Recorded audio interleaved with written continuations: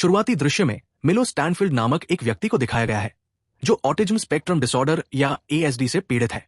वो new Jersey की एक सड़क पर खड़ा है जो पास की एक फूल की दुकान में एक महिला पर नजर रख रहा है।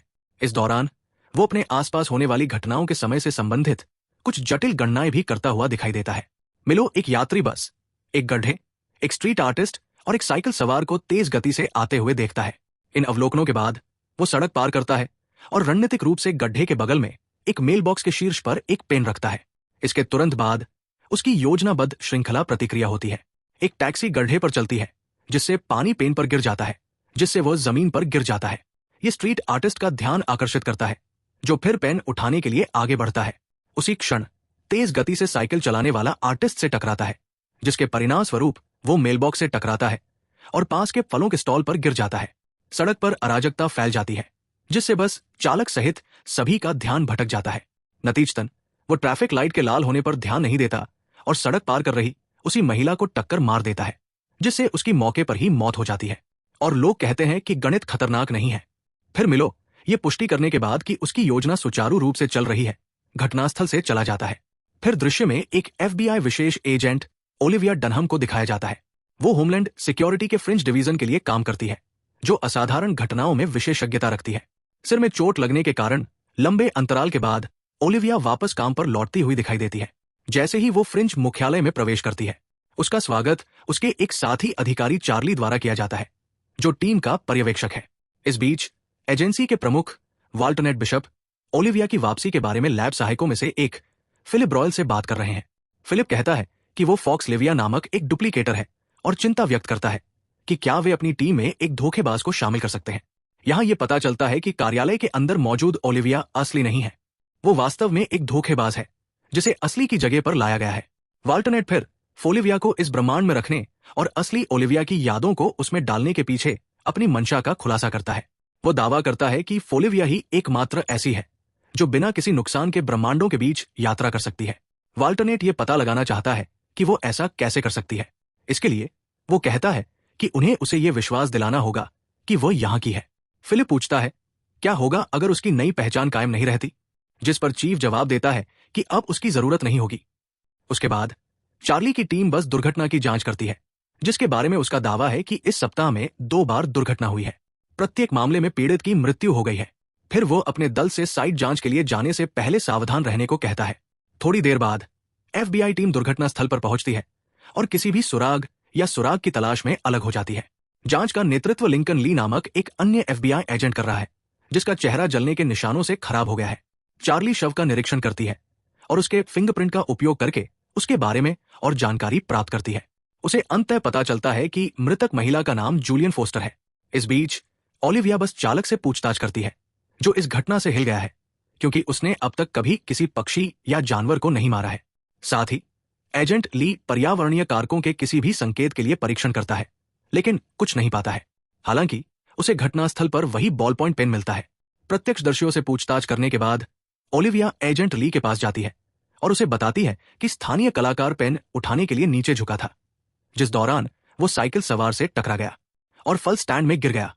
ये सुनकर एजेंट ली अनुमान लगाता है कि पेन ही वो मुख्य तत्व है जिसने प्रतिक्रियाओं का एक क्रम बनाया जो अंततः पीड़ित की मृत्यु का कारण बना।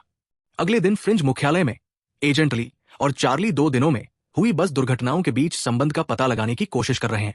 एजेंट ली को पहली दुर्घटना की तस्वीर में वही बॉल पॉइंट पेन दिखाई देता है, जिससे उसे और भी यकीन हो जाता है कि किसी ने घटनाओं की श्रृंखला को अंजाम दिया है। इसके बाद वे फ्रिंज की एक गणितज्ञ से बात करने जाते हैं, एजेंसी एस्ट्रेड, और उसे घटनाओं के बारे में बताते हैं। हालांकि वो दावा करती है कि कोई भी इंसान ऐसी घटनाओं की श्रृंखला को अंजाम नहीं दे सकता और इसे 2 बार अपने पक्ष में नहीं कर सकता। उनकी बहस के बीच एक और ऐसी ही बस दुर्घटना होती है जिससे एस्ट्रेड सदमे में आ जाती है। 2+2 का मतलब है कि आप बस से टकरा गए हैं। FBI एजेंट तुरंत घटनास्थल पर पहुंचते हैं और पाते हैं कि इस बार पीड़ित अभी भी जीवित है। आसपास खड़े लोगों से पूछताछ करने पर उन्हें पता चला कि एक कुत्ता अचानक सड़क पार कर गया, जिससे बस का नियंत्रण खो गया। तभी ओलिविया ने देखा कि एक ऐसा ही बॉल पॉइंट पेन जमीन में लुढ़क रहा है, जिससे उसे एहसास हुआ कि घटनाओं की श्रृंखला अभी खत्म नहीं हुई है। वो चारों ओर देखती है और एक संदिग्ध मिलो को ओवरहेड ब्रिज से नीचे देखती हुई देखती है। कुछ ही क्षणों बाद ईयरबड पहने हुए एक व्यक्ति सड़क पार करने के लिए आगे बढ़ता है, लेकिन तभी सामने से आ रही एक एम्बुलेंस उसे टक्कर मार देती है। मुझे लगता है कि पैरामेडिक को अपना कोटा पूरा करना था। अपने संदेह की पुष्टि होने के बाद ओलिविया अपनी टीम को सचेत करती है और मिलो की ओर दौड़ती है। ये देखकर मिलो तुरंत घटनाओं की एक और श्रृंखला की गणना करता है और एक साइकिल को पुल से नीचे फेंक देता है। इससे एक बस अपना रास्ता बदल लेती है और सीधे ओवरहेड ब्रिज के नीचे से निकल जाती है। ओलिविया उसे बंदूक की नोक पर पकड़ती है, उसे आत्मसमर्पण करने की धमकी देती है, लेकिन मिलो पुल से कूद जाता है, बस की छत पर गिर जाता है और भाग जाता है। मिलो बस का कानाफूसी करने वाला है। इस घटना के बाद मिलो घर लौटता है और पाता है कि उसकी बहन मैडलिन उसके लिए चिंतित है। वो उसे बताती है कि उसे अस्पताल से कई कॉल आ रहे हैं, लेकिन वो उसे अनदेखा कर देता है। फिर वो उसे आत्मसमर्पण करने के लिए मनाने की कोशिश करती है, ये दावा करते हुए कि वो बहुत आगे निकल गया है। हालांकि मिलो उसकी हरकतों का अनुमान लगा लेता है और उसके वाक्यों को पूरा करता है, जिससे वह प्रभावी रूप से चुप हो जाती है। थोड़ी देर बाद मैडलिन उसे एक छोटा प्लास्टिक का घोड़ा खिलौना दिखाती है, जो उनकी मां की याद दिलाता है। इससे वो असहज महसूस करता है और ये कहते हुए चला जाता है कि ये अब अप्रासंगिक है। दूसरी ओर एजेंट ली को उसकी नियमित त्वचा जांच के लिए अस्पताल ले जाया जाता है। बर्न चैम्बर में प्रवेश करने से पहले वो ओलिविया से तीनों पीड़ितों के बीच समानताएं खोजने पर ध्यान केंद्रित करने के लिए कहता है। उसके निर्देश देते हुए ओलिविया मुख्यालय वापस लौटती है और दुर्घटनाओं के गवाहों से बात करना शुरू करती है। थोड़ी जांच के बाद उसे पता चलता है कि तीनों पीड़ितों और एक मेडिकल सेंटर के बीच संबंध है। वे तीनों प्रत्यक्ष या अप्रत्यक्ष रूप से इस केंद्र से जुड़े थे। वो अपनी खोज चार्ली के साथ साझा करती है और दोनों तुरंत इसी मेडिकल सेंटर की ओर चल पड़ते हैं। वहां पहुंचने पर ओलिविया देखती है कि रोगियों का एक समूह एक ही बॉल पॉइंट पेन का उपयोग कर रहा है, क्योंकि वे डिजिटल उपकरणों का उपयोग करने में असमर्थ है। आईपैड उन्हें ऐसा करने के लिए मजबूर करते हैं। बाद में वे डॉक्टर लेविन से मिलते हैं, जो एक मुख्य चिकित्सक है, जो बस दुर्घटनाओं के तीनों पीड़ितों को पहचानते हैं। पीड़ितों के बारे में कुछ विवरण बताने के बाद डॉक्टर लेविन बताते हैं कि वे मानसिक रूप से विकलांग रोगियों को उनकी बुद्धिमत्ता को बढ़ाने के लिए प्रयोगात्मक प्रक्रियाओं के साथ मदद कर रहे हैं। वो उन्हें अपने रोगियों के वीडियो फुटेज भी दिखाते हैं, जिसमें ओलिविया मिलो को देखती है। उसके बारे में पूछताछ करने पर डॉक्टर लेविन जवाब देते हैं कि वो उनके रोगियों में से एक है, जो उसी दवा परीक्षण से गुजरा था जिसने उसके आईक्यू को तेजी से बढ़ाया था।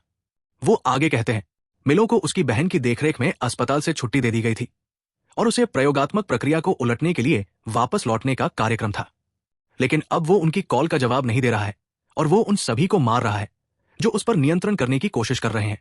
मिलो की बहन के बारे में जानने के बाद FBI एजेंट उससे मिलने का फैसला करते हैं। उनसे अनभिज्ञ मिलो ओलिविया पर कड़ी नजर रख रहा है, उसकी हर हरकत को नोट कर रहा है और उसके अगले कदम का अनुमान लगा रहा है। बाद में चार्ली और ओलिविया मिलो के घर पहुंचते हैं, जहां उनका स्वागत मैडलिन द्वारा किया जाता है। वे उससे मिलो के ठिकाने के बारे में पूछते हैं, लेकिन वो दावा करती है कि उसे उनके बारे में पता नहीं है, ये महसूस करते हुए कि वो कुछ छिपा रही है। एजेंट उसे उसके द्वारा किए गए अपराधों के बारे में बताते हैं और उसे आजाद घूमने देना कितना खतरनाक है। जब चार्ली मिलो के कमरे की जांच करने जाता है तो ओलिविया अपनी दिवंगत बहन के बारे में बताती है, ये बताते हुए कि वे एक दूसरे की कितनी देखभाल करते थे। इससे मैडलिन को अपने भाई के बारे में और अधिक जानकारी साझा करने में काफी राहत मिलती है। वो बताती है कि मिलो कई घटनाओं के परिणाम को छोटी से छोटी जानकारी तक का अनुमान लगाने में सक्षम है और वो केवल खिलौना घोड़ा दिखाकर मिलो की एकाग्रता को तोड़ सकती है। जब भी वो बुलसाई को देखता है तो उसे वुडी मिल जाता है। आखिरकार ओलिविया उसे जो कुछ भी पता है उसे बताने के लिए राजी कर लेती है, इस बात पर जोर देते हुए कि वे नागरिकों के साथ साथ मिलो की सुरक्षा के लिए भी चिंतित है। फिर मैडलिन उसे एक नोट थमाती है जिसमें उस होटल का स्थान बताया गया है जिसमें मिलो वर्तमान में रह रहा है, 8:20। इसके बाद ओलिविया और चार्ली मिलो को पकड़ने के तरीके के बारे में एस्ट्रिड के साथ योजनाओं पर चर्चा करते हैं। हालांकि उन्हें जल्द ही एहसास हो गया कि कोई भी योजना निरर्थक होगी, क्योंकि वो उनकी हर हरकत का अनुमान लगा सकता है। परिणाम स्वरूप वे बिना किसी बैकअप के सीधे होटल से संपर्क करने का विकल्प चुनते हैं। मुझे नहीं पता कि इससे क्या मदद मिलेगी, लेकिन वे सबसे बेहतर जानते हैं। इस बीच मिलो को अपने होटल के कमरे में देखा जाता है, खिड़की से नीचे देखते हुए और अगले कुछ मिनटों में होने वाले परिदृश्यों की कल्पना करते हुए। अपनी क्षमता के साथ वो भविष्यवाणी करता है कि ओलिविया और चार्ली जल्द ही आएंगे और वे उसका पीछा करेंगे। वो ये भी गणना करता है कि वो ओलिविया को एक निर्माण स्थल के चिन्हित क्षेत्र से फुसलाकर मार सकता है, जहां हवा बहुत पतली है, और उसे सीमेंट की ईंटों के भार के नीचे कुचल सकती है। जैसा कि उसने भविष्यवाणी की थी, 2 FBI एजेंट होटल पहुंचते हैं और मिलो को सड़क पर उनका इंतजार करते हुए पाते हैं। फिर वो निर्माण की ओर भागता है, जबकि एजेंट उसका पीछा करते हैं। ओलिविया, जो पतली हवा वाले क्षेत्र के लिए चेतावनी संकेतों से अनजान है, श्वास यंत्र लगाने के लिए रुकने के बजाय उसमें से भाग जाती है। ये वास्तव में मिलो की गणना को गलत बनाता है। उसने नहीं सोचा था कि वो इतनी मूर्ख होगी। इसके अलावा वो सीमेंट की ईंटों के ढेर से भी बचती है, जिसके बारे में मिलो को लगता था कि वो उसे कुचल देगी। खलनायक अपनी गणना को गलत होते देखकर चौंक जाता है और अंततः उसके द्वारा पकड़ा जाता है। इस समय ओलिविया ऑक्सीजन के निम्न स्तर के कारण लगभग दम घुटने लगती है, लेकिन शुक्र है कि चार्ली समय रहते वहां पहुंच जाता है और उसे सांस लेने के उपकरण से मदद करता है। इन घटनाओं के बाद चार्ली ओलिविया से पूछता है कि उसने श्वसन यंत्र लगाने के लिए क्यों नहीं रुकी, जिस पर वो जवाब देती है कि वो चेतावनी संकेत को नहीं पहचान पाई। बाद में ओलिविया मैडलिन को अस्पताल ले जाती है, जहां मिलो को एक सुपर कंप्यूटर के साथ बातचीत करते हुए देखा जाता है। डॉक्टर के अनुसार आईक्यू बढ़ाने वाली दवा मिलो के मस्तिष्क में बहुत लंबे समय से है, जिसके कारण वे रिवर्सल प्रक्रिया को अंजाम देने में असमर्थ है।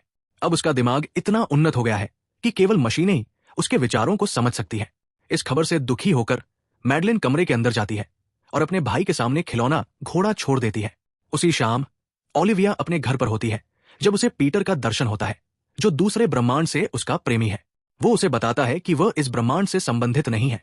ब्रह्मांड अपने दावे का समर्थन करने के लिए वो याद दिलाता है कि कैसे इस ब्रह्मांड के बारे में उसकी जानकारी की कमी ने पहले उसकी जान बचाई थी। उसके अनुसार अगर वो चेतावनी के संकेतों को पहचान लेती और वही रुक जाती तो उसकी मौत हो जाती। पीटर उसे अपनी सारी यादें याद करने की कोशिश करने के लिए प्रोत्साहित करता है और गायब होने से पहले उसे चूमता भी है। इस तरह के और वीडियो के लिए सब्सक्राइब करें, चैनल की मदद करने के लिए नोटिफिकेशन चालू करें और लाइक करें। देखने के लिए धन्यवाद।